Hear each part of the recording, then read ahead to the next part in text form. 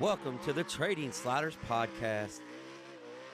Here we go, episode number 94 of the Trading Sliders Podcast. How's everybody doing out there? I'm Bobby Puckett. With me in studio is Kurt the Flash Bennett. What's going on, Flash? Not much, Bobby. I'm going to play something for everybody real quick, okay? We're going to play something real quick. But Flash is the part-time meteorologist. Let him know about the weather here. I think it looks good. Yeah, Trust me. Trust you, okay? Yeah. you think the weather looks good there. Absolutely did not look good. It looked good when we first got there. Yeah, looked great. When we were recording the race day video that didn't come out, the weather was perfect. 30 minutes later. Luckily, we didn't put it out and get everybody on the road. Yeah, not so much. But how's everybody doing? Episode number 94 of the Trading Sliders Podcast. We'll get into that on some of our weekend trips. But our special guest this week is David Gasper, young man out of Santa Barbara, California, two-time California Lightning Sprint champion, won the Lightning Sprint West Coast Championship, transitioned into West Coast Midgets and 360 Sprint cars. He's been a force to reckon with on the West Coast for the last 2 years. Made the jump to Indiana and had some pretty good runs going so far this year. Fought some gremlins, but it's a really fun interview with a cool kid that knows how to work on his own stuff. Yeah, works at DRC race cars. He like he said, if it needs to be clipped, I can do it. Yeah, so, not a problem. Not a problem. But fun interview. Flash and I guess it's been 2 or 3 weeks ago now. Yeah. Since we made our one of many trips to the great state of Indiana and the beautiful city of Indianapolis. But yeah, David Gasper is this week's guest. I don't think a lot of people realize how many teams are out of Indianapolis. Yeah. There's a actually I didn't know how many teams are out of Indianapolis, so I'm learning too. Yeah, when I tell Flash, hey, Flash, I got an interview, he said, where are we going? I said, you're never going to guess. Yeah. Indianapolis. Yeah. Positive thing, though, another trip at Hangry Joe's. Oh, yeah. If I don't die there. Yeah. Yeah, last 2 times I've eaten Hangry Joe's, about died. So, let's get into this week's sponsors. And, I know this gets repetitive a little bit. It sounds like a broken record, but without these guys' help, we can't do what we do. So, first off, like Flash says, if you see these guys anywhere at the racetrack, because all of them are at the racetrack, if you see these guys, just walk up to them and say, hey, thanks for sponsoring the Trading Sliders Podcast. You don't even got to buy anything from them that week. Yeah. But if you need something in their need, reach out to them and give them a try first. But this week's show being brought to you by Diesel Boys LLC. If you are in the Kentuckiana area and you need any diesel work done, reach out to Brandon Hooker and Diesel Boys LLC. They can get you taken care of. If you have a Legends car and you need Legends parts, U.S. National 600 dealer, Brandon Hooker and them, they're a certified builder, certified clipper. I guess there is. I guess you're a certified clipper. Yeah. But if you got a Legends and you wreck it and you need a clip, they are certified to put the certified parts back on. They got a jig to put it together with. Yeah. Through the National 600. Words, we kind of screw up. But information, we know it's right. Yeah. Our deep dive is being brought to you by Kentucky Clutch and Performance. If you're in line for automotive clutch, for a farm tractor, semi-truck, pulling truck, race car, reach out to us. We can get you taken care of. And last week, I only had about 10 things that were totally destroyed. Yeah. So if you got stuck in the mud this weekend because your part-time meteorologist said you were good, and you ripped the clutch up, bring it in. I'm looking for something to do. Yeah. I like welding shit back together, okay? And our slider of the week being brought to you each and every week by Walt at Speed Decals. If you need any vinyl work done, reach out to Walt. Race cars, trucks, trailers, doesn't matter. Walt has everything down there in Campbellsville, Kentucky, and he does ship, and he may not want me to put this out there, but he will come to you and put it on. Yeah. He is an installer as well. He's probably going to cuss me out this week since I tell all of his little secrets, but reach out to Walt. He will get you taken care of. Our crash of the week being brought to you by D.O. Handyman and Remodeling. If you are in the Kentuckiana area, Southern Indiana, Louisville, and you need handyman work done around your house, it doesn't matter if it's something as simple as replacing a couple of deck boards or doing a complete deck. Yeah. Fixing windows, fixing window trim, hardwood floors, countertops, whatever you need, reach out to David. He can get you taken care of. Phone number 812-989-5002. Yeah, he actually put all my new windows in my house. Yeah, that's So he can get you taken care of. Yeah, he will get you taken care of. Our racetrack spotlight being brought to you by our good friends at JT's Trackside Catering. If you have a catering event, all right, hold on a second, Jeremy. Listen, I've been plugging you all year. No event too big or too small. So our boy Kev needs his wedding catered. Okay. Yeah. We're gonna need some help here. But no event too big or too small. Jeremy Thomas can do them all. He's on his way back right now. Honestly, that's not the first time he's heard that today. Right. Yeah. Yeah, that exact same thing. Yeah. But yeah, he's actually on his way back from Sharon. Oh, that's cool. Spent the night in Victory Lane again. With, with BP 32. Oh, you do that when you hang out with Bobby. Yeah. If you hang out with him, you're going to get a lot of pictures taken. Yeah. So you better have a good hair day. Or hat on or something. Yeah. And our question of the week being brought to you by Brian Barber and Bandit Race Cars. If you need any type sheet metal work, bumpers, but most importantly, he is a Fox Shock representative. He builds Fox Shocks. They're in-house for any type race car. Reach out to Brian Barber. He can get you taken care of. Our Pound the Cushion segment, which it's coming back. Yeah. It's still coming back. But still, you can reach out to racingdirt.com, and Trenton Berry will get you taken care of. And our past guest segment being brought to you by HCC Lawn Care. Congratulations on Ben Harmon on racing his way into the Prairie Dirt Classic. Yeah, that was pretty cool. Highest I finishing did stay car. up to watch that last night. Yeah. Highest finishing car. So congratulations on that. But if you need lawn care done and you're in the Kentuckiana area, well, actually in the Louisville area, I don't think he really wants to go to Indiana. Yeah. Reach out to Ben. He can get you taken care of. And our top dog of the week being presented by Whitaker Trucking. And if you're doing any type of work around the house and you need some topsoil or gravel, like all those holes in my driveway out there flashing, I probably need to reach out to Mark. Hey, I need some gravel. But reach out to Whitaker Trucking, and they can get you taken care of. All right, Flash. We were able to. I think you're just waiting on your neighbor to do it. I don't know. I mean, hey, listen. If you got 15 door dashes a day, you're putting more miles on your driveway. I walk across the damn thing. I don't even drive down it unless we're going to the races. Yeah, I know my shoes. I know my Vans aren't putting those holes in the driveway. Yeah. But yeah, so news of the week this week. Summer National crowns a champ. And then we've also got some Summer National hot topics we need to talk about. Yeah. That may be something that I may actually piss a few people off on. Not meaning to. It's not premeditated, but I just know what buttons that push in real easy. Yeah. So we're going to talk about that. KKM has no team orders. So Mid-America Midget Week happened, and there's no number one driver in Keith Coons Motorsports. No. They don't care to run over each other. They just race. They don't give a shit who's in the other car. So we'll talk about that. BP 32 streak comes to an end. But he started a new one. Starts a new one, Yeah, you got to win the first one to even start a winning streak. Yeah. So he starts a new one. Bloomington Speedway was on point. Nasty crash at Port Royal. Yeah. Mother Nature's not a race fan. Flash is not a wizard, apparently. We're going to get into that. And Lucas Oil has a surprise double down. So and that was pretty cool, I thought. Yeah, that was really cool. So we got a little bit to cover on this week's Trading Sliders podcast episode. But we're going to start off on a somber note. Central Kentucky loses a racing legend. Tim the Toolman Taylor passed away. Tim Taylor was a guy that's out of Science Hill, Kentucky.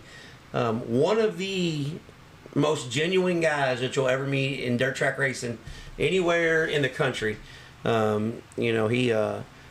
He was doing some race directing one night when I was down at Lake Cumberland Speedway. Yeah. And the funniest thing where he goes, so most time, when you get older gentlemen, Flash, they say what we're thinking a lot of times. Right. There's three things that don't lie: little kids, yoga pants. Yeah. And an old cat that's been at the racetrack for 14 hours and ready to get home. Yeah. So I'm picking my stuff up when we're done with our series race. I'm picking my stuff up. And I hear I'm calling the race director. If I got to tell you one more time, I'm just going to go ahead and black flag you. And I will personally come out of this stand And he said, I will personally come out of this stand and point you to your trailer, which is inside turn number 2. I see it from here. Yeah. So, but yeah, Tim Taylor, man, he was such a good dude. So our past guests had a pretty good weekend. The ones that got to race. Yeah. Because there was a lot of them that got rained out. Yeah, there was a lot of rainouts this weekend. So our past guests being brought to you by HCC Lawn Care, iFlash. So we kind of touched on it. BP32 streak came to an end. Yep. And JT, if you're listening, I know you're not listening right this second because you're at the racetrack, but if you're listening, the only reason why that streak came to the end because we're just gonna go say track conditions. Oh yeah. Track conditions may have played a role in the record not being broke. Yeah. So Bobby Pierce. I usually stay up to watch Bobby, but I seen where he was starting at, and I seen how the track was, and I knew what that race was going to be. Well, I went ahead and went to bed. See, that's where you were smart, Flash. Yeah. Because I did not. I stayed up. I had faith in him. Yeah. I was like, he's going to be able to work the top in. Yeah. Yeah, he didn't. No. But I was watching some other guys trying to work the top, and I was like, I don't think it's going to be there. Yeah. Well, I knew it wasn't going to be there when Pierce went up there one lap, and then went right back to the bottom. Yeah. He's I like, said, nope. I said, all right, damn. Call it a night on this one. Yeah. But Bobby Pierce picked up the win at Sharon Speedway last night. So starting a new streak, and we're gonna see if we can get 7. He's tied with 2 people with 6 wins in a row. Himself is 1, right? And Darrell Lanning in the other one. Yeah. So that's pretty good company to be in. But yeah, Bobby Pierce picked up the win at Sharon. Magic Man Mike McKinney picked up a pretty good modified feature last night. That was pretty good. I'm surprised he was able to run Long down like he did and pass him. Because Michael Long was kind of checked out, really. Yeah. But Magic Man Mike McKinney doing what he does at the Fairbury American Legion Speedway. Jeremy Mills just continues to win. I think he's like win 14 of the year. Oh, really? Jeremy Mills picked up another IMCA modified win. And I think he's second in IMCA national points right now. Man. So we may be having another national champion on the show. Yeah. Before the end of the year. So Jeremy Mills is having a great season. And there's some guy that's really good at sprint car racing. He's really good, and people give him shit about cherry picking and stuff, and they don't really realize how he, what kind of budget he actually raced on. Yeah. But Ricky Lewis picked up feature win number. Listen here. 17. Yeah. Last night at Valley Speedway for the USAC MRA. Had a good field of cars there. Good field of cars all weekend. Yeah. For the $10,000 to win race Friday night, and then last night I think he picked up $3,000 for his win. And Ricky Lewis is at Terre Haute today, and they are racing at Terre Haute today, Flash. Yeah, they are. That's what I was saying. I was going to call you and tell you earlier. Starts at 6. Yeah. Yeah, we for some reason we thought they were. It yesterday. I looked. We thought they were racing, and then Flash, now Flash is yesterday. I think my phone's broke. I think that's what it is. So my wife all week long she's been telling me I've been screwing up by telling her it's supposed to rain and it doesn't rain. So yeah, well, Flash told me the weather's good and Terre Haute's not racing. Tanya's in the back seat. She said, "I think Terre Haute's racing tomorrow." Yeah. And because I'm driving and. I've got Miss Siri in the back. Yeah. 2 hands on the road. Make sure you don't hit the pothole. Well, then I got Flash trying to show me a highlight video. And actually, we should have listened to the guy that was parking us when we got to the racetrack yesterday. Yeah, because he was not wrong. Yeah, his exact words was, "We ain't getting this shit in." Yeah, I was like, "Way to be so positive." Park somewhere where we can get out. Yeah, I parked by the gravel. He said. Yeah, I think dude with the 1960s hairdo. Thank you. Yeah, because we were able to get out of the racetrack. But yeah, so. Flash, he has not had a good weekend. No, I'm not doing great. He's not batting 1,000 this weekend. Nobody's gonna believe anything I say anymore. Yeah, believe me, we're good. But yeah, so that's But Ricky Lewis picked up another win, and Ricky Lewis doing Ricky Lewis things. He is racing at Terre Haute. Yeah. So. There's a possibility by the time this gets uploaded, he will be at win number 18 on the year. Yeah, he's pretty good there too. Last race he was really good. Yeah. So, but yeah, Ricky Lewis is a guy. This is our. We're gonna just let everybody know that if you think Ricky Lewis is cherry picking and stuff, he races on used tires. So he goes to teams like Kyle Cummins, who races our tires on the USAC national deal, and he will get out of the dumpster. Yeah. And, remount them, re-groove them, and re-win on them. Yeah. That's kind of what he does. So, yeah. So congratulations on past guest Ricky Lewis. All right, Flash, did you catch Lucas Oil late model race last night? I did. You did? Well, I watched the replay of today, actually. It was good, though. Yeah, well, I did the same thing. And usually I'm not a fan of Lucas Oil Speedway. But it was good last night. It's getting better, isn't it? Yeah, it's getting way better. Well, you know who you can thank for that, right? I don't know. Yeah, Little Shoe, Casey Schumann. Oh, yeah. He's the new... track guy? Yeah, he's the president / track work guy. Well, I know it was way better than the mirror where you used to be able to see the cars, the side of the cars on the thing. It was good last night. Yep, non-wing sprint car guys, you know what they like? Yeah. Water. Yeah. And you know what the rest of the race cars in the country like? Yeah. Water. And I know they got water there because they got a big lake where they do drag racing right behind that place with the boats. Fishing and a beach. Yeah. You go swimming there on the weekend. So congratulations. This week's Whitaker Trucking Top Dog of the Week is Missouri. I think it's Urbana. I think so. Something like that. Yeah. Somewhere around there. Central Missouri. Let's say that. I don't want to make Trenton Berry mad. Trenton, I'm sorry. I can't pronounce all your real fancy names. But Dylan McCowan. Yeah. Picked up his two biggest wins. Yeah, back to back. That's pretty cool. Yeah, back to back. So the top dog of the week is the Oscar Mayer top. We can't. The Whitaker Trucking top dog. We can't. Yeah. Oscar Mayer be suing us. Yeah. No, that's not. We only sponsor Louisville. We don't like you guys. Yeah. but yeah, Dylan Cowan took the win. All right, Flash. So we're going to talk a little bit of Summer Nationals, okay? Because for years I said it's one of the bucket list things to go travel the whole Summer National deal. Right. Apparently, the race car drivers don't agree. Because not that many are doing it. Yeah. And I had somebody tell me the other night, well, it's because it costs so much. Yeah. Well, the same guys that pull it off were still racing this weekend somewhere else. Right. So we're not going to hearsay, but here's the Summer National news, okay? First, congratulations. We crowned a new champion. Tanner English. Yeah. Well deserved. Oh yeah. Jason Fager made a business decision. He said we don't have a shot at winning mathematically. We need Tanner to finish. He has his average finish was like 4 for 20 days. So we did this last week. We need him to have an average finish of 24. Yeah, and that ain't gonna happen. So that's not gonna happen. So instead of driving all the way up here, I'm gonna go back to the house and get stuff ready because we got a bunch of big money races coming up by the house. Yeah. Great business decision.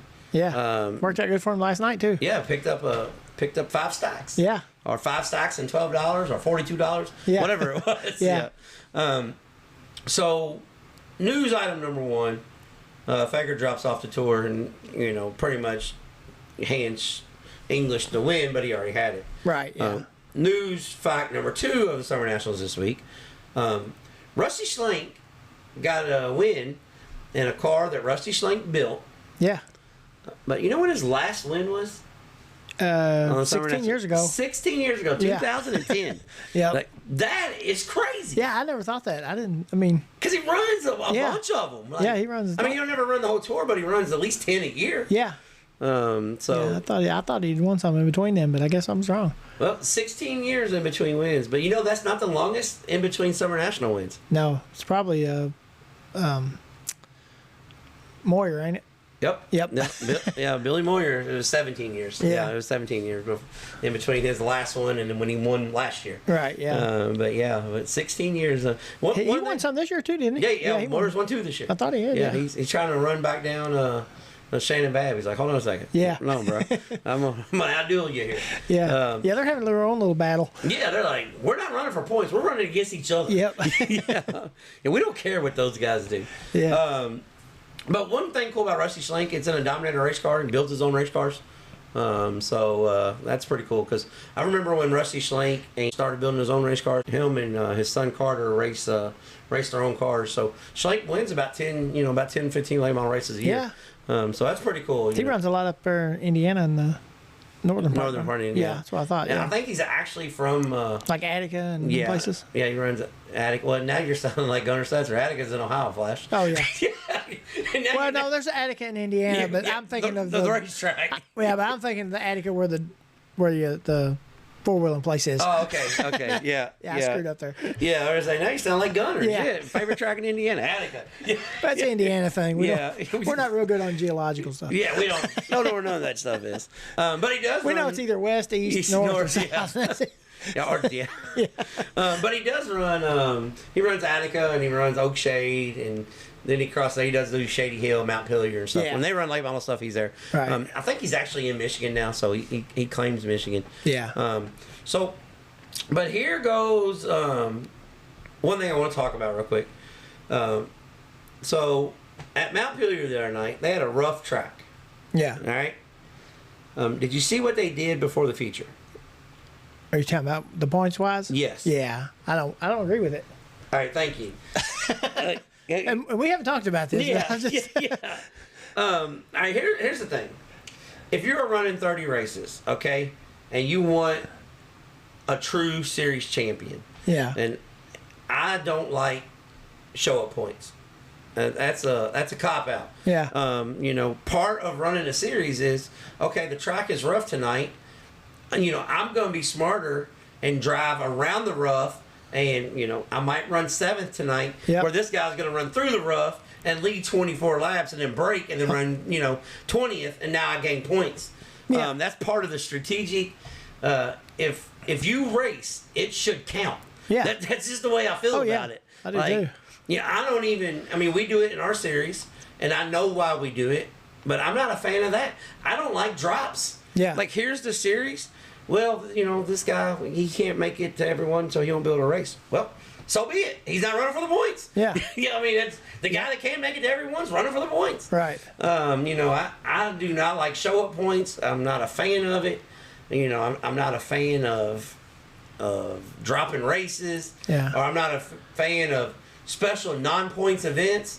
Like the World of Outlaw Sprint Cars, the Knoxville Nationals don't count as points. Why? Yeah. If you're running a series, who gives a shit if there's 120 cars? You should get more points if you make the field. Right. And the other night, that track, it wasn't that bad. It was in the heats. Yeah. But they did fix it for the feature. Yeah. But in the heat, it was pretty bad. It was swallowing race cars going in one. Yeah. But Milkman did he did a hell of a job. It was good in the feature. Yeah. I think, and it's not my money, so I can't, I don't want to bitch about it. But how do you start a race and go 2 laps and pull in to get start money? Yeah. Just race. I don't know. I'm from the old school on that. Yeah. Racers race. And then I get people bitching at me all the time because of rainouts and stuff. Well, they canceled the race. And Heckeness raced. Yes, yeah, Frankie. He was rolling. Well, in the feature. The Illinois guys don't really give a shit. Yeah. They're like, hell, this shit's rough all the time. Yeah. But yeah, so it was it's one of those things that. But here's where I'm really gonna make some people upset. Do you think the Summer Nationals have jumped the ship? Yeah. Do you think we just need to do away with it and maybe do what Ray Cook does and just have 12 to 15 races like the Southern Nationals? Or just have a couple 3-4 week long things, just separate things. They don't have to do it back to back that way. Yeah. You know what I'm saying? Because I love the Summer Nationals. I've always wanted to do the host thing, like I said, but now you got maybe 6-7 guys that starts off trying it. Well, they had 3 guys until this week, and then they ended up with 2. Well, they've already broke it down to where it's weeks anyway. So I mean, other than the full length champion, thing, but the fully champion, here's my take. If it's gonna be the Summer Nationals, take those $15,000 each week, and put it at the end. The winner gets $75,000 instead of having 5 $15,000 champions. Right. Make it worth the guys. Like, oh shit, we got to run this whole thing. Yeah. Because right now, I know what they're trying to do to entice the cars that want to come run a week, but you've killed the Summer National vibe. Yeah. That's what I said. It's not the same vibe it used to be. It's one of those things that I love the Summer Nationals, but I think we just need to reevaluate it. We either need to try to go back to the original, but another thing too, the purse is structured for a Summer Nationals race. It's tough especially the modified guys. Modified guys makes no sense at all to go run it. Right. I mean, if you're trying to run the Summer National deal. It makes absolutely no $1,500 a win, $150 to start with $50 entry fee. Makes no sense. Yeah. Yeah, that's just, you might as well just stay home. Yeah. I mean, that don't make any sense at all to run the whole Summer National deal. But with the late models, though, I just think, I don't know. It's just one of those things that it's unfortunate, but I think the time has sailed. It's time to move on. And like I said, I don't know what the answer is. Maybe it's 15 days, you know, because the guys can do that. But then what tracks do you, well, I can tell you what tracks I would cut out. Oh, yeah. by watching them. Yeah. But then what tracks do you cut out? And, then, so I don't know what the real answer is. But I think the Summer Nationals they've done their summer. It's lost a lot of its allure to people. Yeah. Yeah, I think so too. I mean, they're still getting good crowds at most places, but, And this final week, they've had good car counts. Yeah. Here's another crazy take. Maybe run the Summer Nationals in Michigan and Ohio. Yeah. and leave Illinois out, but for like maybe 1 week. Yeah. Maybe that's the issue. I don't know. You know what I'm saying? Right. Because the guys are so, not spoiled, but the thing is, it's so centrally Illinois based. But once you drop down to Arkansas and Missouri, you're not getting the guys from Illinois. They're not coming. Well, you're only going to get those 2 or 3 guys that are running for the thing. Then you know what I'm saying. And then you're banking on the other guys that are normally run at that racetrack showing up. But just like in Ohio and Michigan though, like right now they got really good car count. Well, Arkansas and Missouri had really good late model car count. Yeah. So do you do a north versus south, or I don't know. You know what I'm saying? I don't know. Like, do you run, 7 days down here and then take a week off and then run 7 days up here or something? Yeah. Because the car counts were good. That's why you can't really shit on the places. But at the same token, you can't expect the guy to drive from Chicago to Arkansas when he's got more races and right there by. Or is the answer everybody else take off? Yeah. So I don't know. Which it might come to that the way, the way the attendance is going. Yeah, so I don't know what the answer is there. All right, Flash, our slider of the week is really not much of a slider. It's kind of a bump and run. Oh, yeah. Okay, so the Keith Coons Motorsports cars, I think it was last Tuesday. I don't know, it was last week. So they open up Mid-America, Mid-July. They run Tuesday, Wednesday, off Thursday, run Friday, Saturday. First off, did you catch anything of the Fairbury, Nebraska racetrack? No, okay, I didn't get to see it. Well, I'm going to tell you this. If the racetrack has Fairbury in it, it's going to be good. It's good. Yeah, they just changed the name to Goodness. Yeah. That place is pretty badass. It's like an 1/8 mile. It's like half of the Chili Bowl track. Yeah. It's pretty badass. I'd say it's smaller than the Tony Stewart Speedway. Oh, yeah. Yeah, but it's shorter and wider. It makes Millbridge look like a big track. Yeah. Yeah, and it was pretty exciting. But Tuesday at Sweet Spring Speedway. So G Money, Gavin Miller, runs a beautiful race, takes the lead like on lap 6 from Kel Drake, leads for 16, 17 laps, and then caution comes out with like 5 to go. Well, meanwhile, while the caution was coming out, Cannon McIntosh, who started like 8th, he's ripping the top. Cannonball is on the loose. Yeah. So McIntosh rips around him, races around him on the white flag lap, going into 1 and 2, and he's going to get down to protect the slider. He probably should have just changed his slider move. Yeah. Because he got down, and Gavin Miller drove it in there and bounced off of him and come to the checker flag and won. 2 things about that. Did you see the interviews? No, I didn't get to see them. Okay. Well, Gavin Miller, exciting, and Drake York. I love Drake, a friend of the show, and I'm going to tease Drake about this because Drake wanted to ask him about it, but he didn't want to put him on the spot. Yeah. So Drake says, tell me about the last lap. And he said, well, we're going for the win. He goes, well, you're racing with your team car, so is there any added pressure? He goes, no, I'm just going for the win. Yeah. Yeah, I don't care who's in the other car. So that was one. So then they asked the Cannon McIntosh. He's standing there like a UFC fighter that just got hosed on a decision. Yeah. I mean, he's got his mouth. He's just mad. He's fuming. He's like, well, I knew, I knew, well, so it looked like Drake was going to pull the microphone away. You know? He's like, you got to know on the last lap, a guy like him is going to drive through you. So while he's doing that, I look on Facebook. I don't know who runs Keith Coon's Motorsports page. Because I personally know it's not Keith. Yeah. Talk to Keith about that in person. Whoever it was, says, Keith Coon's podium, and put a picture of all three guys standing there. Miller's cheering. Jacob Denny showing like hand motions, and McIntosh is like pointing to his crew down the turn. He's like, they were like, all three on the podium. Congratulations to Keith Coon's Motorsports. I was like, whoever did that's funny. Yeah, that's somebody like me. It's like I'm gonna get them all their best moments. But there's no team orders at Keith Coon's Motorsports. Just in case you was wondering. Yeah. No team orders at all. I kind of got that when we interviewed him. Yeah. Well, yeah. I mean, he didn't. He works on them all and don't really give a damn. Nope. Yeah, I don't care who wins, he said.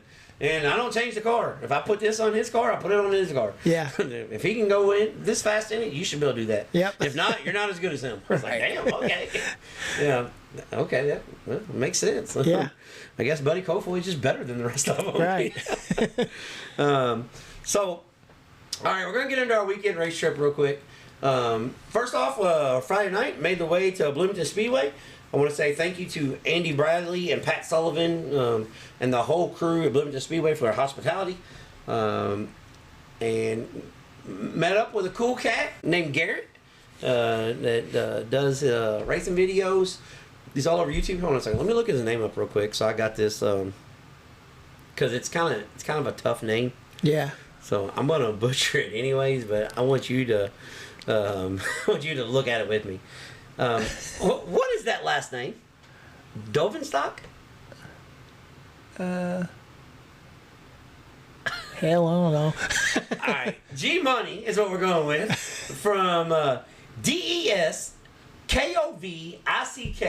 Don't know how to pronounce his last name, but check him out on YouTube. It's that last name racing videos. Yeah. He's got open wheel racing from all over the country. Yeah. Kid from California who, kind of like David Gasper, made the jump to Indiana to live out his dream. So, but yeah, I hung out with him and did some, we did some video recording. We were the social media guys, man. Can you believe that? Like, what the hell? I'm up here. Funny thing about that, so he goes, hey, you doing video tonight? I said, yeah. He goes, oh, I didn't see your equipment. And I pulled my cell phone out. I'm like, there's the equipment, man. Yeah. He's like, really? I said, yeah. He goes, oh, okay. Yeah.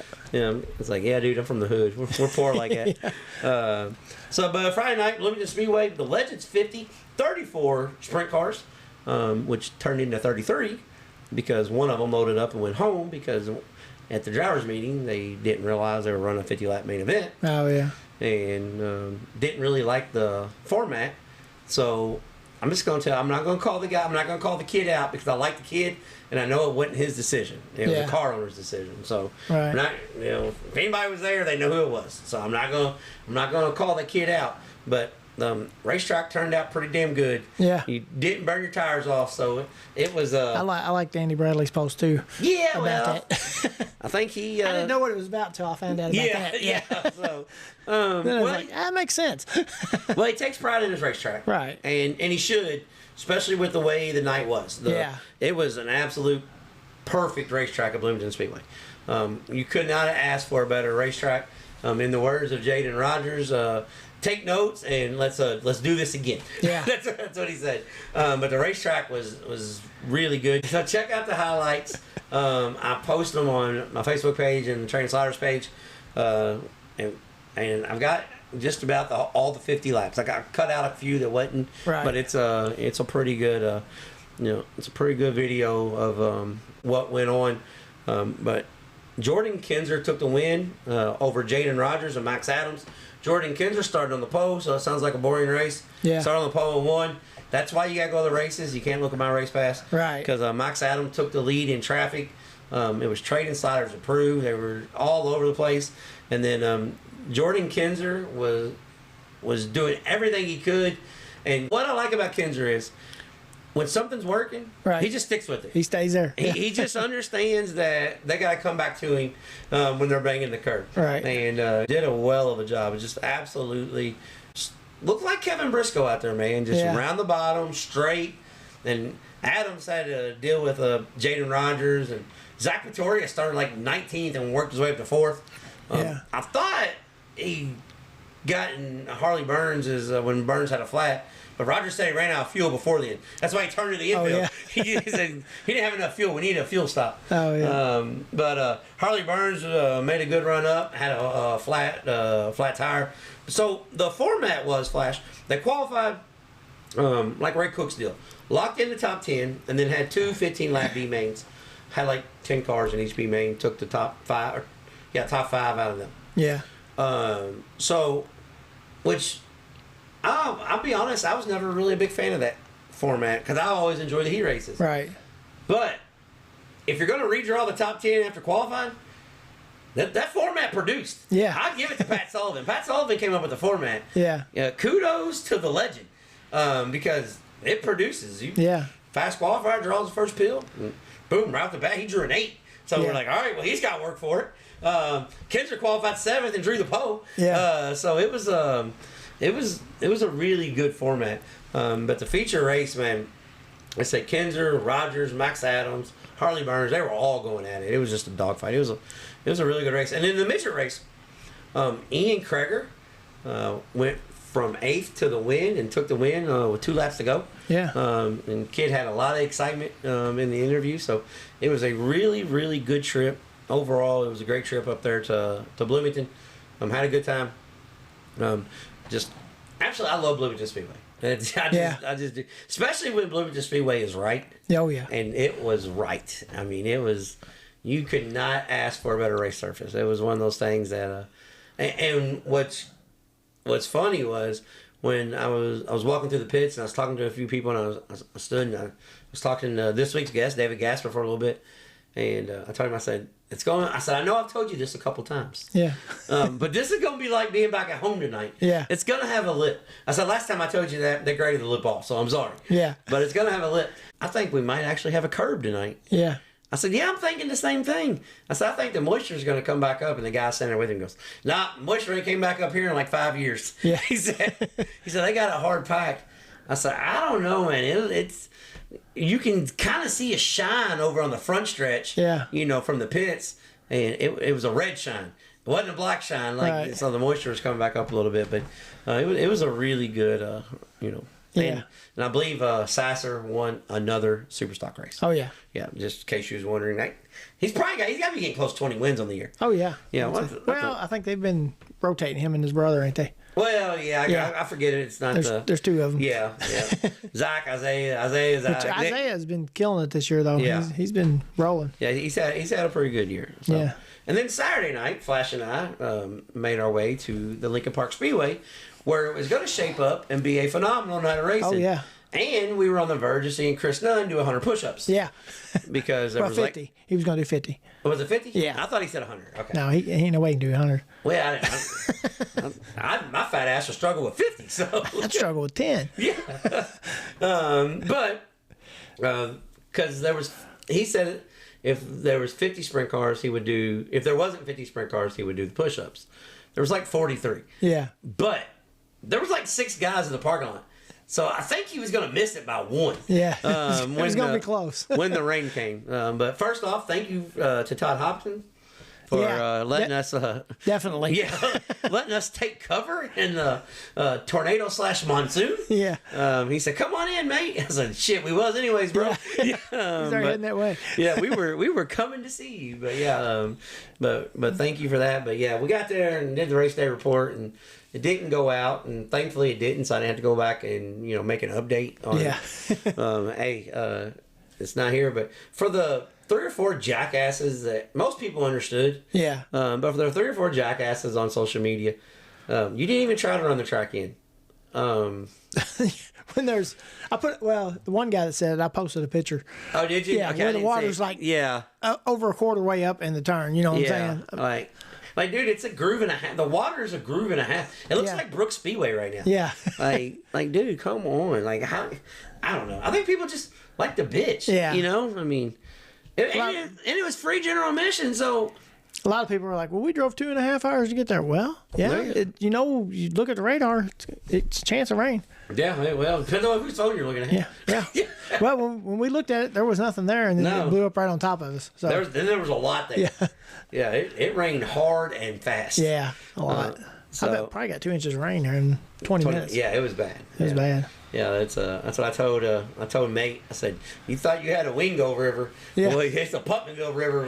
We fixing the flood. Yeah. And then the best part about it was our chairs that's been getting dirty for the 50 nights of racing we've been to this year is not quite so dirty anymore. Yeah, they got cleaned off. Yeah, they got pressure washed.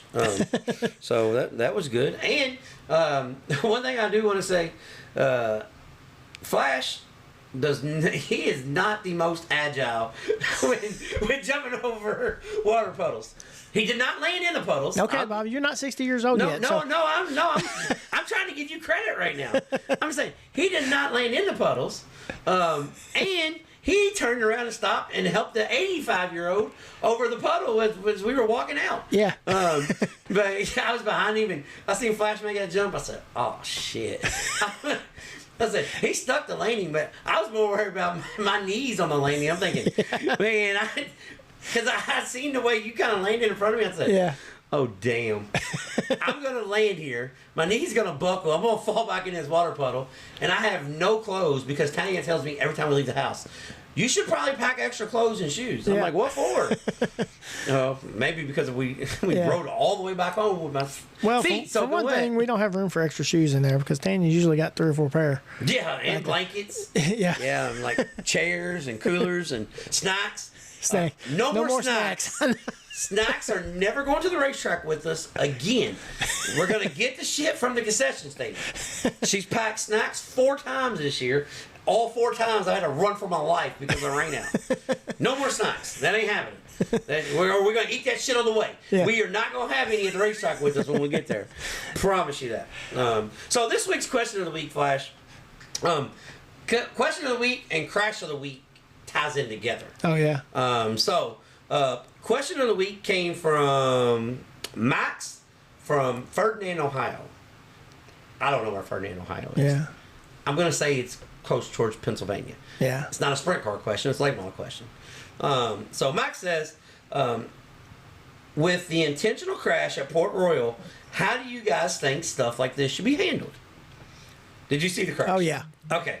Yeah, I've seen people saying, oh, he doesn't drive like that. I was like, wait. Well, he did. He just started. Yeah. So we're going to paint the picture real quick. I'm sure everybody's saying it's got like 250,000 views. So our crash of the week, presented by Dio Handyman Remodeling. Brian Zook and Gunnar Walls are having a well of a race for the limited late model feature at Port Royal. Yeah. They couldn't ask for a better race. Walls throws a slider. Zook turns under him like you're supposed to. Yep. And then Walls said, yeah, that's not going to happen, bro. Turned him. They hit the front stretch wall together. I actually think Walls may have got the worst end of the deal. He got the worst end of it, Yeah, but he tore up like 8 cars and crashed. And I seen one person say something broke. Yeah. And when he hit the wall at 112 mile an hour. Let's just say something did break. First off, let's take that sense. If something did break. If something did break, like said it did. The left front tie rod, right front tie rod was still hooked up when the wrecker picked the car up. So if something did break in the rear end, your car's not going to dart left and hook a guy. That's just not going to happen. From a guy that's been wrecked, from the guy that's intentionally wrecked, and from a guy that's broke shit and had a wreck. Yeah. That's not how it works. Okay? That's not how it works. No, he did a hell of a job with what he did. I've done it too. I've wrecked like that. That's what I'm saying. Yeah, he did. He did what he aimed to do. Yeah, check mark. But how would I handle this? Well, first off, let's go back to Port Royal. They banned somebody for a year for cussing in the interview. Right. So I'm just going to go out on the way and say that Walls is probably going to get a vacation. Yeah. Just, I mean, I could be wrong. I'm just a racetrack point of view. Right. They look like a major hypocrite if they don't do something. Yeah, if they don't do something. So that's first thing. But here's the problem with this whole deal is, a few weeks ago, we had an incident at I-75 Speedway. Yeah. And dude was mad, and dude wanted to fight, so he just ran over him in the pits. And he got, everybody, well, he should be bored, he should be banned. If you can't go down and bust somebody in the mouth because somebody calls the cops and charges get pressed. Yeah. So if you can't handle it that way, I'm not at all taking up for what the kid did because it was a shitty move. Yeah. But I mean, I don't know the backstory. I don't know if they've got issues. Yeah, they might have had issues. They might have had issues. Yeah, and if they had issues, I don't condone it. No. But they can't do nothing if you wreck on the racetrack. Right. If you, ask our boy. Emerson Axel. Yeah. You go ahead and go grab a hold of somebody. They're going to do something about it. Yeah. So it sucks, but if it was my series and my racetrack and that happened, dude would probably get a year ban. He probably would. Let him think about it. Or if he didn't want to get a year ban, or option number 2, he could pay for everybody's shit that was tore up on everybody's car when he got that debt settled. Then I'd let him race again. Yeah. Because it was uncalled for. Yeah. And, tore up other people's shit. Yeah, it's a shame it tore up all them guys behind him too. Yeah, that's. I mean, if those 2 guys had something going on, yeah, whatever. But all them guys that was just racing. Yeah, that's one and of the get crashed after the checkered flag. That's what really sucks. Yeah. Yeah, I mean, if you're going to crash him on the backstretch when you get slowed down a little bit, or you don't damn near kill yourself too. Yeah. So that was it could have got really bad because he was sitting there driver's door first. Yeah, So. Yep. I don't know, but yeah, I'm like you. They got to do something about that one though. Yeah, they got to do something. If you say he didn't do it on purpose, you're not. You ain't been to the racetrack. Well, and here's the thing. Even if he didn't do it on purpose, it was bad enough that it still needs to do something. Needs to be done. There was no reason to leave 5 foot from the wall and drive down the racetrack. So I mean, there's just you don't gain speed by driving down the racetrack. I think what he tried to do, he wanted to door him and slow his speed off. Yeah. But he's already passed him. He was already past him too far. Yeah. Yeah, coming from a guy that's screwed up wrecking somebody too. Yeah. I think that's what happened. Yeah. But we're gonna get off here and listen to David Gasper out of Santa Barbara, California, living the Jeff Gordon life here. It's time for the Trading Sliders Deep Dives presented by Kentucky Clutch and Performance. Here we go, ladies and gentlemen, on this week's Trading Slider Deep Dive. We have the young man out of Santa Barbara. Actually, are you really out of Santa Barbara? Because I've seen on Mount Race Pass. Somebody's lying. What's the hometown before we get started? I'm from Glida. So it's just north. Yep. Yeah, so he's from like the good part of Santa Barbara is what it is then. No. No, you from the hood? No. I mean, they're both good. They're both good. It was the farming town of Santa Barbara back in the day, and now it's just kind of one big. Yeah. So, anyways, we got David Gasper here. He's living out his childhood dream that he never knew he had here in Indiana, racing sprint cars. First off, I'm gonna tell you, Flash, a story how I met this kid. So he's gonna go to Paragon when he just moved here. Actually, I don't think you was even living here yet, was you? No. You was transitioning. No. When was this? No Way Out 40. Yeah. So I was moving like 2 weeks after No Way Out. So yeah, I wasn't back here full time yet. Yeah. So he was needing a place to sit because the bleachers was full. Right. And I told him, I said, man, here, you can sit here. I'll move over and let you sit. Because he was sitting on the bleachers, and he's trying to watch cars make laps so he can see where to go on the racetrack. Yeah. And, I mean, he's like every other sprint car racer. He's like a jockey. That's how they get called, throttle jockey. So he couldn't even see over the guy in front of him. So I'm like, all right, here, man. You can have the top row. Right. but you owe me an interview. So that's how this started some 6 months ago. Yep. Yeah. But we appreciate you coming on. So let's start with your journey. First off, what I like about him was he's like, "What are we going to talk about?" I was like, shit, bro, you don't pay much attention, do you? Yeah. But we're going to do a little bit of serious business here. So how in the world does a off-road stadium truck racer become the king of California in lightning sprints? That makes no sense. Yeah, so I ran off road for quite some time, about 8 years, and the series I was running shut down. So longtime sponsor of mine, the Kittle family, Brian and Chris Kittle, they had a sprint car team for way before I was around, and they did it for a long time. And so when we were kind of trying to figure out what direction we were going to go, they said, well, let's get a lightning sprint. And so we partnered up on a lightning sprint, and circle track racing was my new thing. And he's like, what the hell is a lightning sprint? Yeah. Yeah. So when they said that, did you think you were getting like a full-size sprint car, or did you realize like, oh, this is like chain driven? I mean, no. So I'm like 30 minutes north of Ventura, so we would go down and watch them, and kind of figured that was probably the right move for us, just with them racing, Santa Maria, Ventura, Bakersfield, real close to us. If we went to the micro, went through the micros, it was kind of far. California is everywhere is far. You don't have tracks like out here, but we got the lightning sprint and kind of just took off from there. And we got a jet flying over right now. Yeah. That's a pretty good size airplane there. Got some echoes. So you go lightning sprint racing, and right out of bat, you win 2 of the California Lightning Sprints championships. Just right off okay, I figured this out. So I'm gonna go sprint car racing. But how much difference was it from transitioning from a stadium truck that's not super heavy, but there's a lot of weight you got to maneuver around. Where a lightning sprint, you're just holding on for the most part. Yeah, it was different for sure. Especially going open wheel racing, I found out real quick what that was about. So still finding that out too, Flash. Yeah, unfortunately. Yeah. Unfortunately. Well, that happens in these things. Yeah. It's not a matter of if, it's when. Right. But so it was definitely a huge learning curve, and still is, but especially those first couple of years was tough. Well, and one thing that I noticed about your driving style, and the reason why I paid attention to you the last couple of years.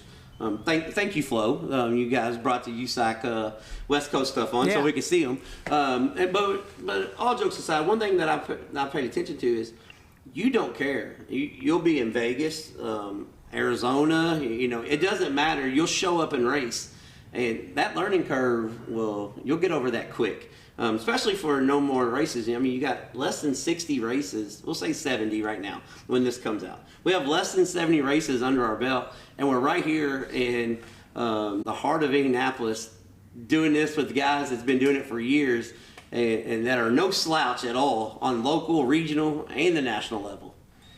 Yeah, so it's definitely upped my game being back here. The local level is definitely a step above California, so it's definitely helped that learning curve, and just running with really good drivers, and being in the heart of it, having so many resources at your fingertips, just people to pick their brains about different things, whether it's driving or setup or just about the tracks, the way they develop. And so the learning curve's definitely sped up, and could not have learned as much as I have in the first couple months being back here out there, but California was great. Great place to start. Just getting my feet wet, and then they have great drivers out there. You got RJ, and you got and you got badass racetracks. Yeah, I know you're fascinated with all this stuff, but I've been doing this stuff for 40 years. Yeah. Like Ventura, Tulare, Placerville, that's where so I've never been to any of them, so that's I'm going out there. I want to go out there for that stuff. Yeah, no, it's definitely two different atmospheres for sure. It's so cool coming back here, and people are like, oh man, we're gonna, like you said, we're gonna go to California and check it out, and it's just. He's like, why? Yeah, why? But you got Bloomington. Why in the hell would you want to go out there? Yeah, it's just a culture change, and but it's been good so far out here. Well, one thing, you're 21 years old. How hard is it for a 21-year-old to pack up and move 2,000 miles from home? Because I know you're in the racing industry, and we're going to talk about where you work, what you do for a living during the day, but I couldn't imagine at 20 years old thinking, okay, hell, I'm going to Indiana to race sprint cars. How does that become an option? I just, I packed up. I didn't bring much. A couple boxes and a suitcase, my gear bag, and started driving. So I actually went to Tulare the night before I left and watched a race, and then hit the road in the morning. And all right, guys, I'm here. Yeah, I'm here. Logistically, it was just trying to find a place to live, and fortunately, Joe at DRC offered me a job to a place to land for when I got back here, and then, so it made things a little bit easier. But yeah, it's definitely a change living on your own, but it's been good. Well, that's one thing we call it the Jeff Gordon effect, which could now be the Kyle Larson effect, because Right. you don't even remember Jeff Gordon racing 20 years ago, but the kids come here to Indiana to compete, and they always say Knoxville's sprint car capital of the world. Pennsylvania has the posse. We don't have a name for what we got. We just got badass race cars and badass racetracks. And dudes, if you're not careful, we'll throw a bomb and a half on you. That's what we got. We don't have no fancy name, but man, it is tough here on a Friday night at Bloomington or Circle City, Saturday night Paragon, Putmanville, Sunday Kokomo. You would have really loved this about 15 years ago, because we lost about 3 tracks that was in the rotation. We had every Thursday, Friday, Saturday, Sunday, every week. Yeah. Yeah, so I don't know how much you would like it working at DRC, but you missed out on a golden opportunity to speed up that learning curve. That's for sure. Yeah, I mean, just going from a race every 2 weeks to 2 races every week has been huge, and I enjoy it. I mean, I wish there was more for sure, but well, you're coming up. You got Sprint Week coming up. Yep. And we got a couple of cars here, and like the way your season going, you don't mind using a couple of them. It looks like so. Well. I wouldn't go that far, but yeah, no, it's been good. It's up and down, like you said. Well, but, things happen, but we're learning, and I think things are moving in the right direction. One thing I will say, I tease you a little bit about he's been a race car recycler this year, Flash. Not by choice. It just it happened. That's part of it. But one thing I did like. Both times that you had your big hits, you were in contention, and it wasn't because you did something stupid. It was because you were trying to do something to get faster. That's 2 different things. Selling it off in there and just ramping and wrecking is way different than running a line and trying to make speed. So I don't know if that's how Tyler feels. I mean, but just as an observant race fan that I would say that pays attention to everything. The one at Red Hill looked like something broke, and if it didn't, we won't tell nobody any different. And the one at Kokomo, and there's a lot of people who's been bit by turn 1 at Kokomo. Oh, so yeah. that's just the only way to learn is get to that edge. Yep, and that's what we're trying to do, is just learn and find that edge. So we don't go past it again. Right. Well, but if you never go past, you never know where the edge is, though. Right. So that's one of those things. You've got some badass racetracks out there, but Tulare will bite you, and the curve at Placerville will bite you. But they don't have no. Placerville don't have no walls. No. Kokomo will reach out and grab you. He'll hit the wall. Yeah. So you work at DRC. Yep. So Joe got you taken care of. He said, "Here, I got a place for you. I got a job for you." That's got to be super helpful for what you're trying to do, because you've got everything at your fingertips. Everything is right there. You're like, okay, Cody Swanson needs something. All right, I'm working with him. Whoever comes in. So you've got stuff to pull from everybody. That's gotta, to an extent. You almost couldn't find a better job for what you're trying to do. No, it's really good over there. I've learned so much, even just about the cars and what everything actually does, and yeah, it's been definitely a lot of learning going on over there, and it's a great place to work. You get Ty and Austin and Joe, and get to meet a lot of cool people and work on a lot of cool race cars, and but yeah, it's like you said, you're just trying to learn, and yeah. So you were a machinist, and now you're, I guess we'll call a fabricator. That's the job title now. Is that something that you've always done? Like growing up, was you a car guy? Was dad a car guy? Is it something that, or just like, oh shit, I'm gonna be a race car driver, I better learn how to do this? Yeah, like coming from off road, a lot of it you had to build on your own. There wasn't Speedway. parts catalog. You couldn't buy parts out of a catalog or Speedway or and then my uncle he built race cars, built off-road cars, and so did my dad, just not professionally. He didn't build them for a living, but so we've always just built race cars, and so being around him, my whole life, and just learned over the years and started doing it my own, and yeah. I'd say it's a lot of trial and error on those two, wasn't it? Just trying new stuff all the time. Yeah. Yeah, so I figure there's a lot of fabrication goes into those. That's one thing that if I ever had chance to drive something else, that's probably what it would be. I'd love to drive one of them trucks. Well, here's the thing.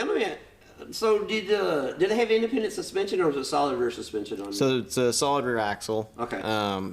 It depends. If it's a buggy, it's got independent. Right. And then front A arms, and same like a trophy truck's got front A arms and then like a solid rear axle. So did you ever do any of the actual stadium stuff where it was the smaller courses and it went the big courses, or was it all pretty good size? Once I did like a stadium. It was in like a baseball stadium, and then for the most part, what I did was it was a bigger track. It wasn't like a desert course, but it was definitely bigger than a baseball stadium. Yeah.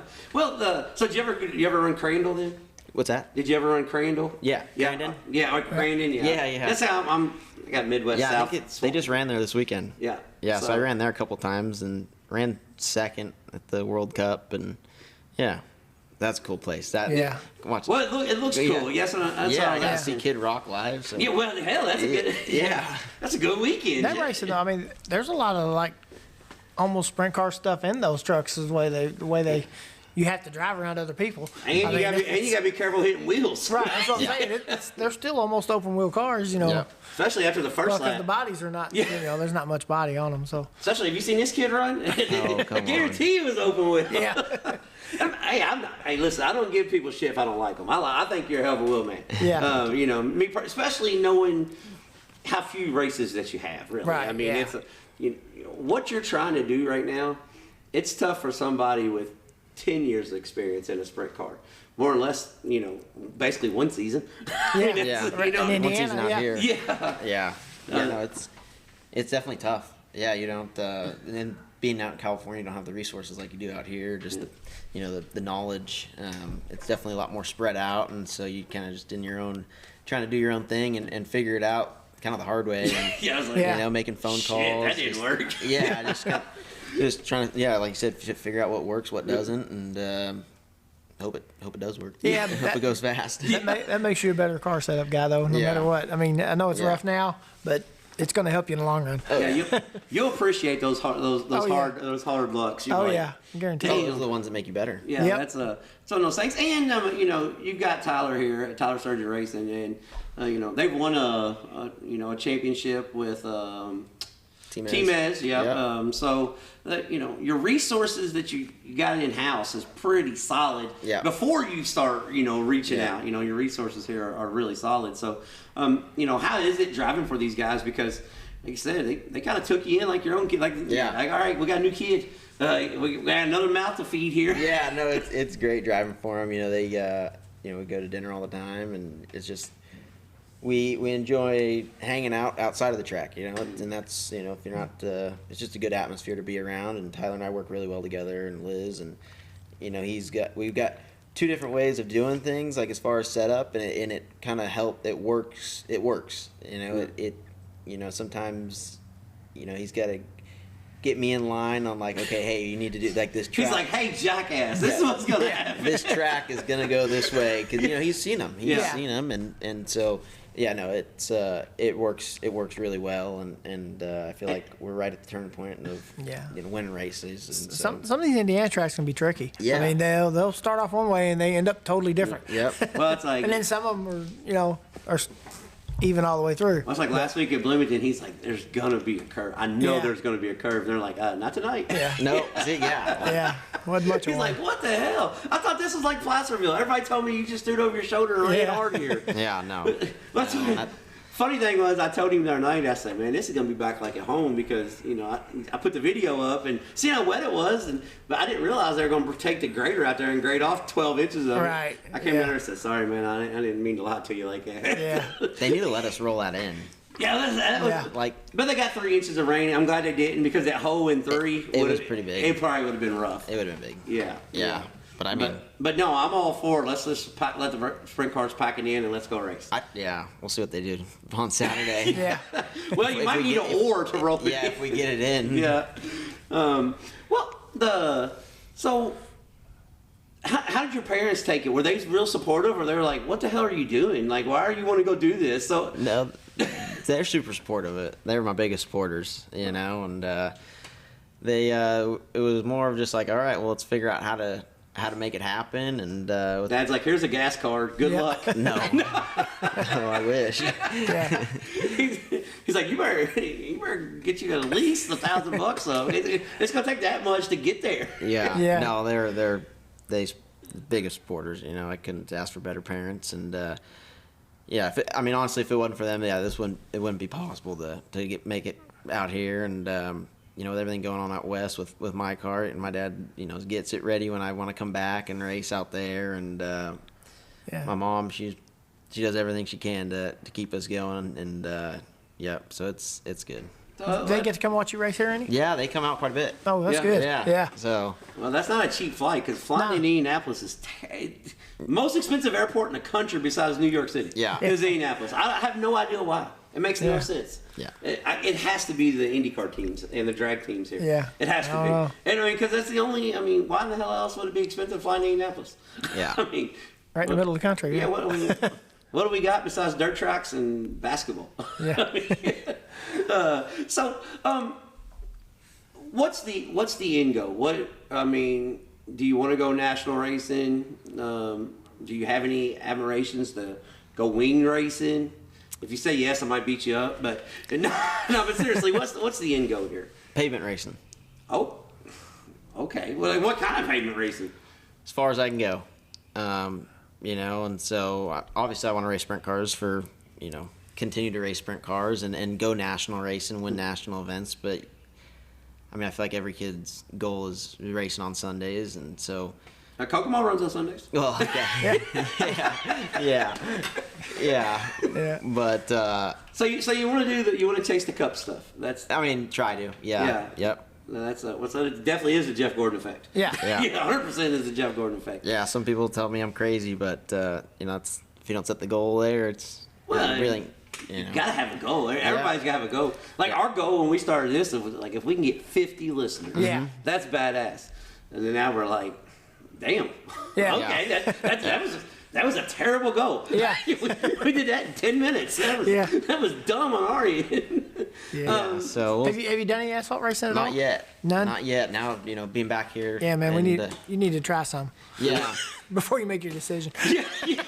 Yeah, because we grew up on pavement and then went to dirt. Yeah. Okay. We switched. So. Yeah, we came over to the right So we can side. understand why you want to do it. Yeah. Yeah, no, being back here now, like I'd love to get in, pavement midget or a crown car or something of that sort. And I need to call Trey Osborne this week and see if he's running his midget. Yeah. We might be able to get you a ride. Hold on a second. Yeah, I might be able to get you a ride tomorrow night.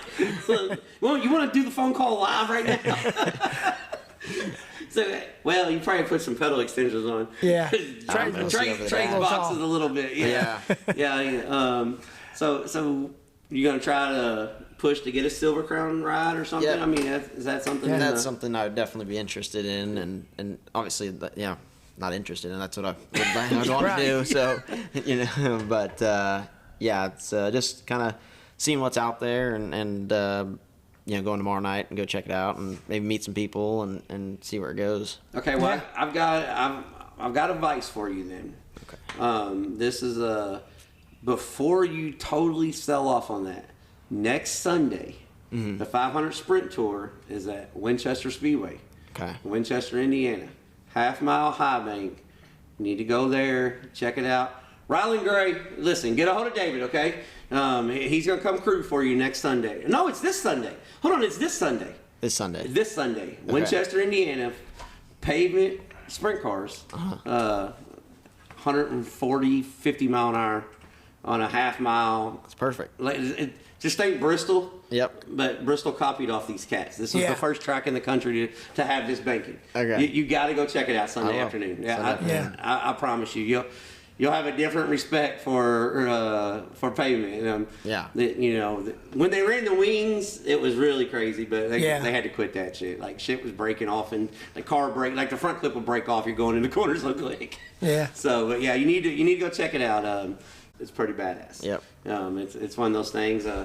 He'd be perfect for USAC racing 25 years ago when you had to run the pavement and the dirt. Right. When they run Salem and Winchester and Raceway Park.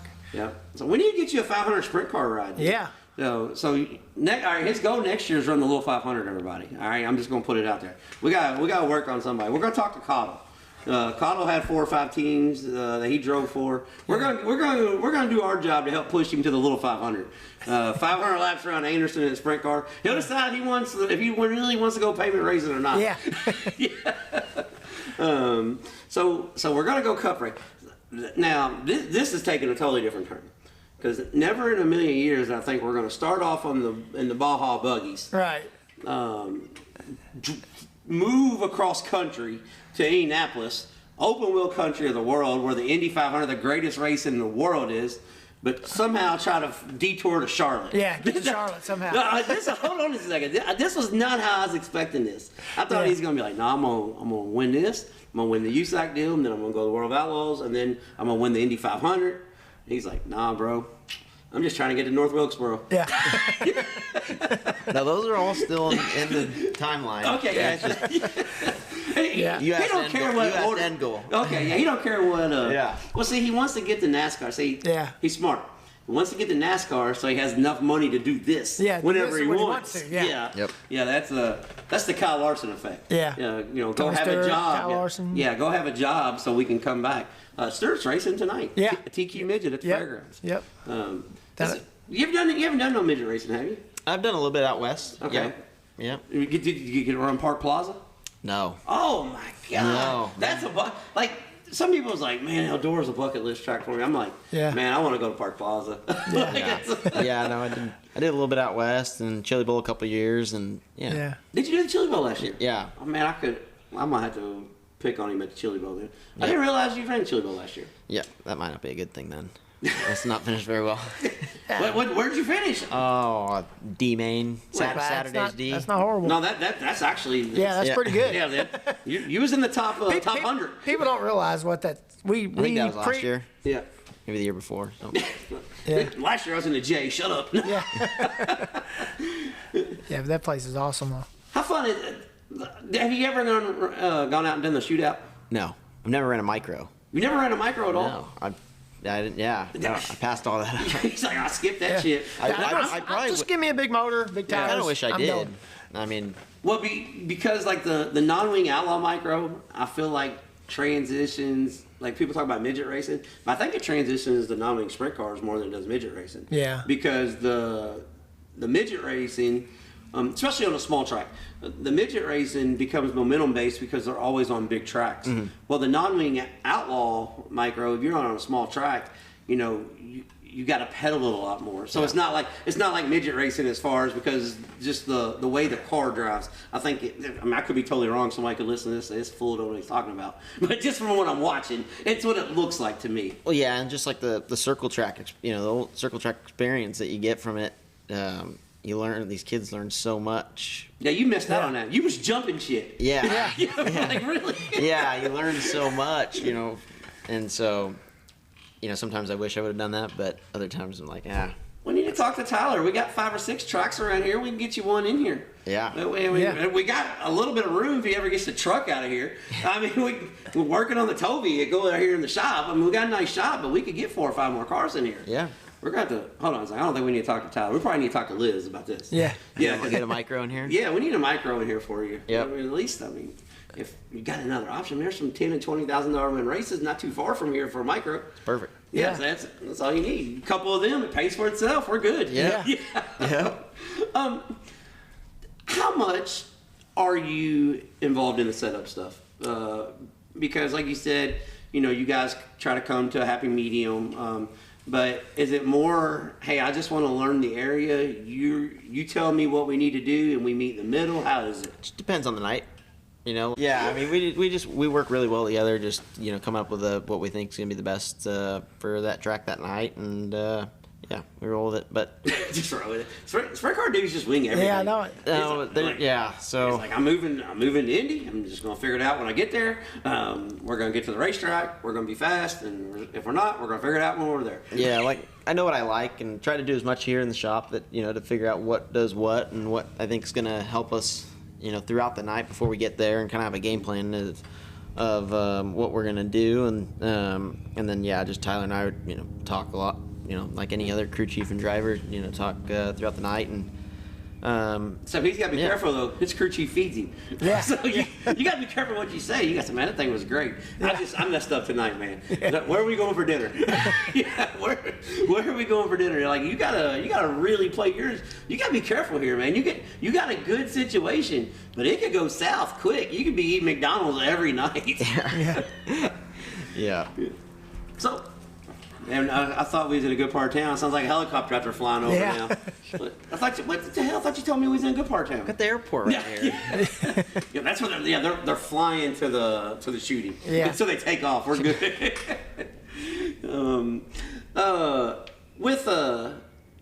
With your style racing, do you prefer? I think I know the answer to this, but I'm not 100% sure. Do you prefer big track with a lot of speed? Or do you prefer a small track that's got a little character? Because I'll let you answer. I'm gonna tell you if I'm right or wrong on this. I like them both. I like to go fast, so I like the big tracks. It's like Ricky Bobby. I just want to go fast. I just want to go fast. Yep. No, I enjoy the big tracks, and when it gets to like who's gonna run it straighter, who's gonna keep the most momentum. That's kind of what the early years of off road was, just all momentum based, because we didn't have a whole lot of horsepower, and kind of same with the lightning sprint. And so like I really like just trying to get the most speed out of the car as you can on those big tracks, and then I like to get after it on a small track. And so I was gonna say big track because you grew up racing on all the bull rings. Right. Yeah. Like I was just. Because once everybody gets to Tulare, they're like, man, this place is awesome. Well, then when you get out here, you got the bull rings, but when you get Eldora, Lawrenceburg, Paragon is a place that people don't realize how fast that place is because the straightaways are so long. It's long straightaways and like corners like Circle City. Yeah. It's a tricky place. I think the size of the corners definitely makes you feel like you're going a whole lot faster when you're getting into them. So, yeah. But I haven't been to Eldora. You haven't been to Eldora? I went and watched, but I haven't been there. I ran to Lawrenceburg. Lawrenceburg's pretty good up on it. Yeah. Yes. I mean, yeah. No, you didn't. You must have got a bad Lawrenceburg that night. Was it slick? Yeah, it was pretty slick. Yeah, no, you need to get Lawrenceburg after the 2-inch ring deal. Yeah. Yeah, even like Terre Haute. Like I love Terre Haute. Yeah. I think that's one of my favorite tracks here. Really? Terre Haute's one of the tracks that surprised me too, because you walk in there and look at it and you're like, man, this place is gonna suck. Yeah, but it never does. Yeah, it's awesome. one of those places. It's like who's gonna run it harder. Yeah. Well, I like that. Yeah. Well, and it's got like people are gonna get mad if I say this, but it's got some of the best dirt in the state. Yeah. I don't know if it's because it's not ran on that much, so it's not thrown off the racetrack or what. Yeah. But it holds just enough moisture, and then when it does slick off, it still has traction strips. It's not just slick from bottom to the fence. Yeah, you got to search and kind of bounce from patch to patch. And it's fun. Yeah, it's one of those things that I really like Terre Haute. I never really thought I would, because I've never been a real big track guy. I'm just people love Eldora. I'd rather go to Circle City. That's just me. I like bull ring, massive cushion, sliders. Yeah. I've never been, and even when I raced, I wasn't I probably should have liked big tracks. I kind of ran better on them. Yeah. But I never, to me, it just seemed like, and of course I never ran a sprint car, but man, this straightaway so damn long. I'd rather just get after it. But one thing that I have noticed, most of the guys that come from out west excel on the higher speed racetracks than the bull rings usually. With Paris.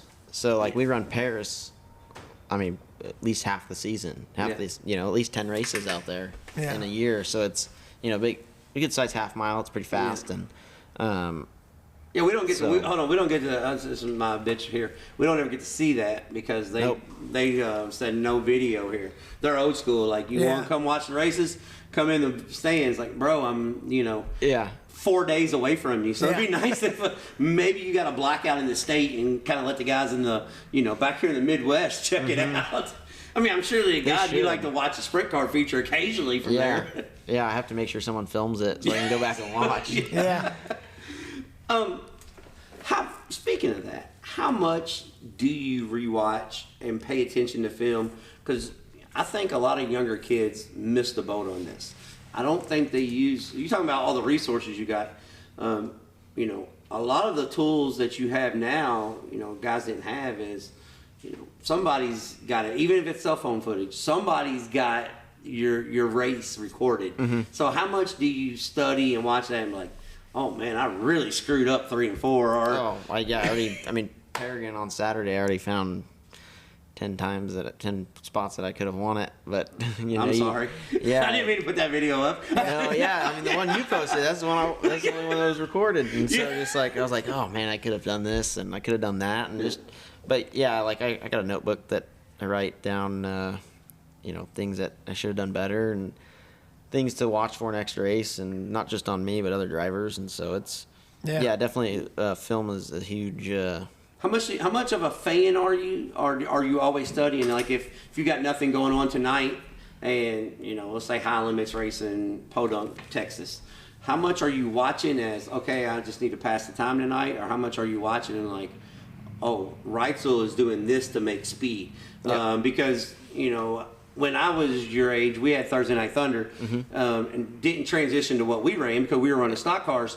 But I would always watch like Dan Dryden and a young Tony Stewart, just the way they got through traffic and stuff. So how much do you pay attention to stuff like that, or is it just like I'm gonna get on my phone, get on TikTok, and kind of just have the race on? No, I watch it pretty closely, and like being out west and not having a background in this stuff, that's kind of how I learned, was just as much research that I could do and figure out how to apply it to myself and my team out there. And so yeah, it's constant learning. No matter like tomorrow, I'm sure I'll learn something watching the crown cars and midgets go around. So I'll tell you what you're gonna learn about the midgets.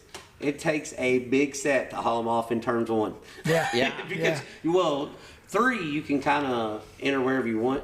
1, you got to hang out wide and turn down to make the speed. And it's just, I haven't seen this style midget with the spec engine in it.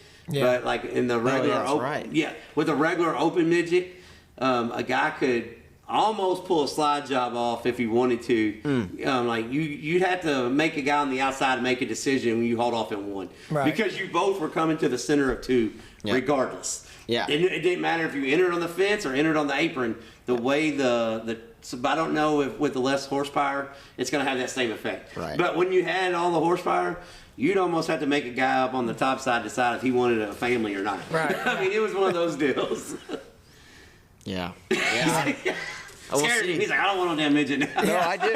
That sounds fun. Yeah, that's one of those things though. Yeah. I haven't seen the spec midgets there, so I don't know. But the old midgets, let's put it that way, it was real tricky in turn 1. Have you ever watched any of the old Thursday Night Thunder stuff from RP? You need to look it up on YouTube. Yeah. You got homework tonight. You need to watch a couple after of they those. take you to dinner. Yeah. After they take you to dinner, okay. You just bring up what is that guy?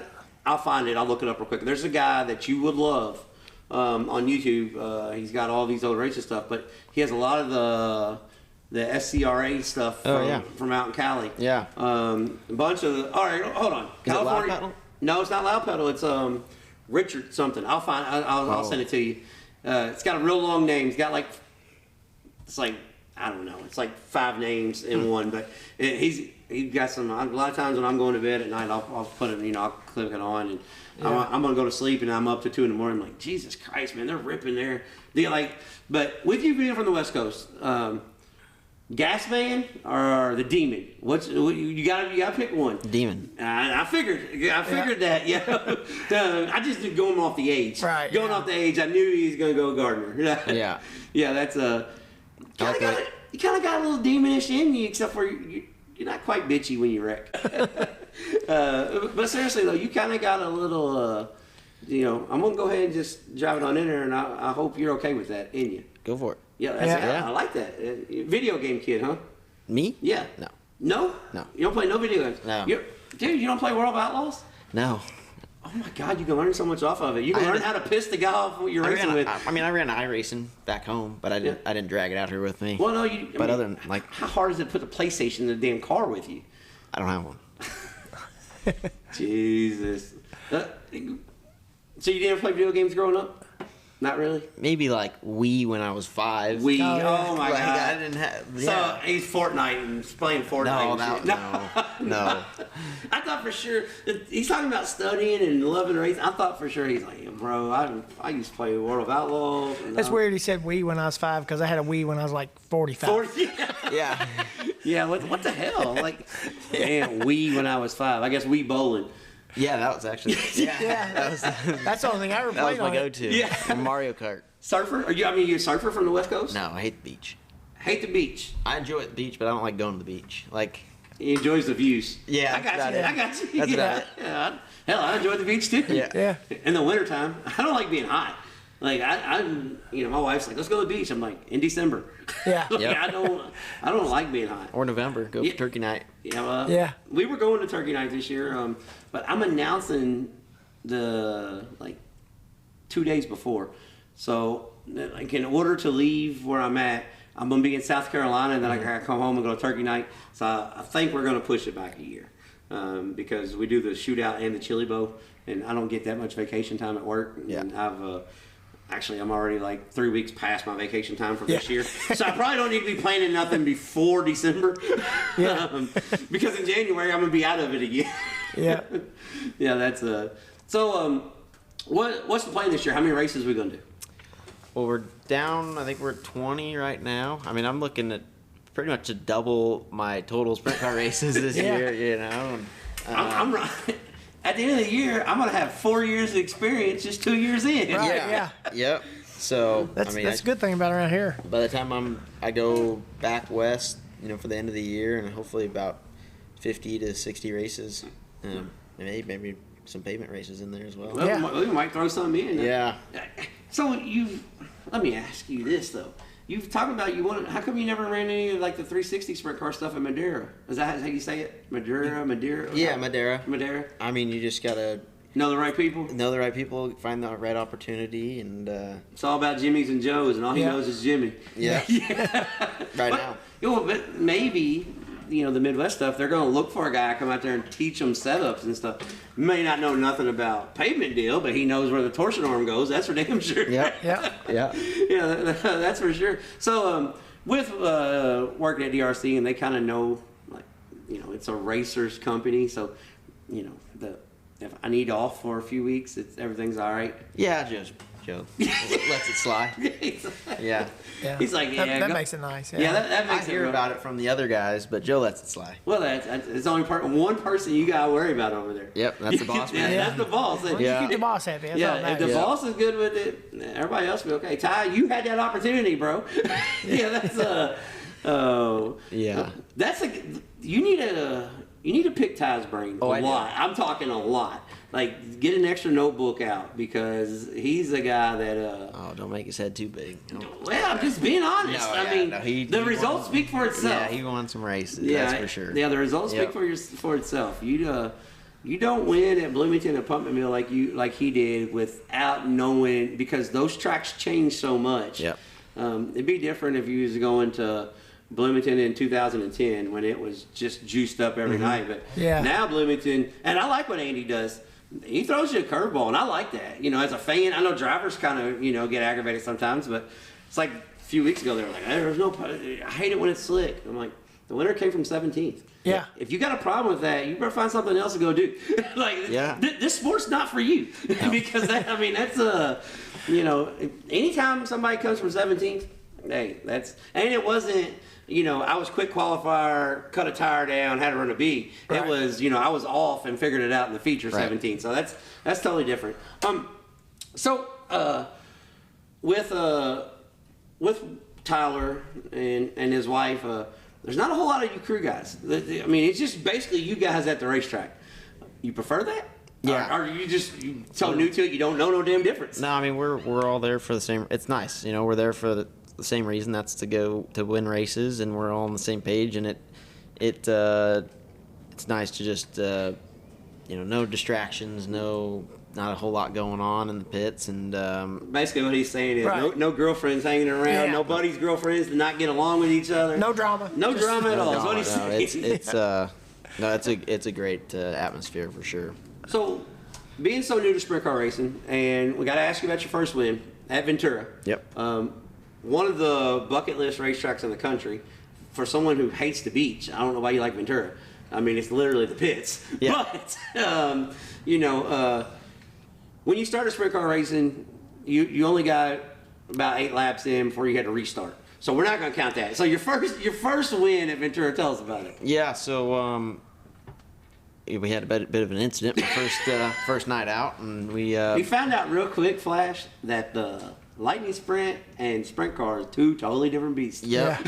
Yeah. So we built a new car for the next race, and it was like when USAC 360s, or was West Coast 360s, was still around, and we had Jimmy May helping us out that night, and we didn't know. I didn't know what the hell I was doing. Yeah. So obviously, did you not see last week? I had no clue. Yeah. So I think we started. I want to say we started 4th and ended up winning it and leading most of the race. Yeah. I mean, That's pretty cool there. So. Did you do Ricky Lewis donuts or anything? No. Yeah. No. You didn't just. I was just lucky I made it around the track. Yeah, he's like, shit, I did 3 donuts almost in the A main. Yeah. Turn 2 was tricky. Yeah. But I'm glad you're out here, and I hope we get to see you progress. One thing that I really like is about you is you're so upbeat, and this is a sport where some people get really jaded, and you're not a jaded kid. You're just like, man, this is one thing that, this sport can humble you and it can drive you crazy. When things are going bad. And what I like is when I see you, you're always upbeat, like, hey man, what's up? You're just real. I guess it's just a West Coast thing. Yeah. You're just like, bro, I'm just happy to be here type Right, thing. yeah. You know what I'm saying? Yeah, it's just I learned that. I mean, obviously, really early, just how things can happen real quick, and when you think you got things figured out, it'll turn on you it'll turn on you, and so just you kind of just have to accept it and learn from it, and that's kind of been my my mindset from the start is just to learn and keep moving forward. And No, we're just gonna figure this out, Flash. That's all he's gonna do. He's just gonna figure it out. You just gotta figure it out. He's not really worried about anything. He's just gonna figure it out. Yeah, I've made mistakes. No, the car made mistakes. No. The car made mistakes. No, I've made mistakes and I've had bad nights but yeah, just as long as you learn from it and you just keep going, It's gonna make it work. I didn't tell him this before he came on because I don't like doing that. He's gonna get the Trading Sliders mojo. Yeah. Which you don't know what this is yet. But once you come on, it's almost like good stuff just happens. Yeah. That's good. We do a past guest thing every week, so if you win, didn't Cottle just win? And yeah. So Yeah. we, the like. I hope it don't rain out, because he's got one coming. I mean, but seriously though, it's one of those things that I don't know why. I just kind of took a liking to him. He's a pretty good kid for a West Coast kid, Yeah. This isn't easy. This sport's not easy, especially moving from across the country. But there's got to be people that's in your corner that helps you, because it's hard to just wing it off the limb. Yeah. So who helps make this possible? I know I know you can say, well, Tyler, but there's other people involved in this, and when we appreciate what he does, he's got a beautiful shop here. Hell, he feeds you. Yeah. but who helps make this possible? Obviously my parents, like I said, the biggest supporters I got, and wouldn't be possible without them. Getting me into it. 10 years ago, 12 years ago, or what it is now, and 21 years old. He's been racing 50% of his life. Go figure. Yeah. Art Klee, longtime family friend of ours, and I mean, really, this being back here wouldn't be possible without him. He makes it possible for me, and has supported me the last couple of years out west, and then made the move back here, happen. So, just huge thanks to him. Simply Bird House, Tyler and Liz's parents, obviously Tyler and Liz. Tyler. I wasn't gonna let you forget that. I was going to say, hey, knucklehead. This is like the setup thing. Hey, dumbass. CSI Shocks. I mean, my boss. DRC Jazz. Yeah, thanks, boss. Ryan Freeland. He builds a great engine, and we got plenty of them behind us here, Flash. There's no shortage of power plants here. I'll tell you that. No, he does a good job, and so if it wasn't for all them, we wouldn't be heading the direction that we are, and hopefully start getting them wins to go along with all the hard work. We appreciate you coming on. All right, Flash. That was David Gasper out of Santa Barbara, California. Had a good time up there with him, man. He's a pretty down-to-earth kid. And one thing that I like about him, he's a student of the game. Yeah. He studies everything, watches everything. When I talked to him this weekend, I said, what'd you think about the midgets at IRP? He goes, that's a little twitchy going in the corner. So, but yeah, he's, I think that kid he's got a superstardom written all over him. Oh yeah. He's one of those kids that just keeps improving. Every time I see him, he came out here a little bit last year for a few races, and made the jump and moved out here. Yeah. So and they've got good equipment there at Tyler Sturgeon Racing. So he's got good stuff, and the kid is a gas man. He's an absolute throttle dumper. So look.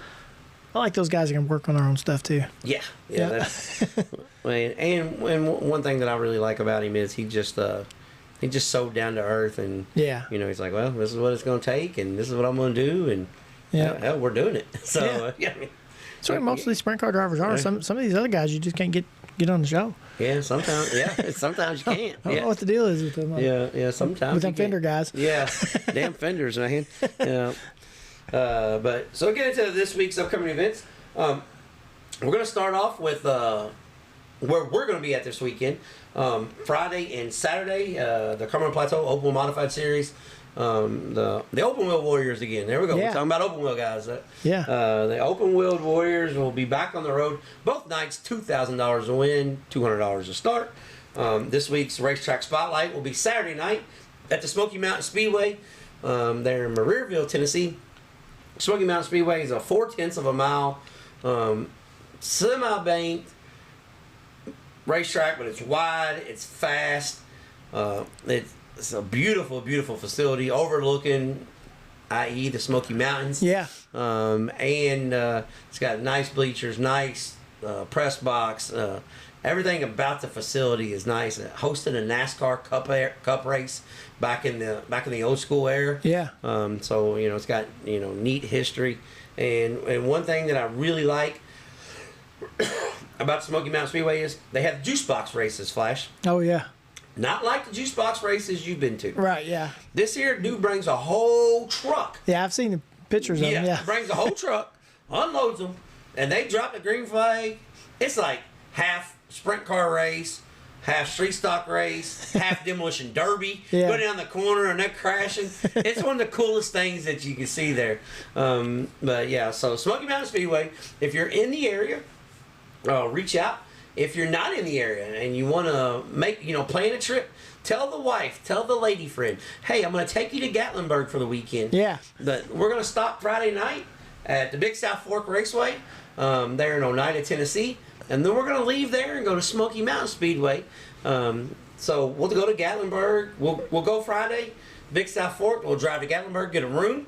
Yeah. About an hour and a half, from there. We'll get a room, and then Saturday you can go through the woods, eat, do the shops, come to the racetrack, go back Sunday. Yeah. Maybe go check out the falls. So I'm planning a date for you, okay? Yeah. Date night for the weekend. But the Cumberland Plateau Oval Modifieds will be there. Lucas Oil's got a big week coming up. Tuesday, they're at the Adams County Raceway. They're in Iowa for $15,000 to win. Wednesday, the Melvin Bank West versus East at the Shelby County Raceway in Shelby County, Iowa for $10,000 to win each night. And then Thursday, Friday, and Saturday, the Cornhusker Nationals at the Shelby County Speedway. Shelby County, Thursday, $15,000 to win. 2 preliminary night features Friday, like the dual features. I think they're $5,000 to win a piece. Yeah. And then $52,000 to win Saturday night there at Shelby County, Iowa.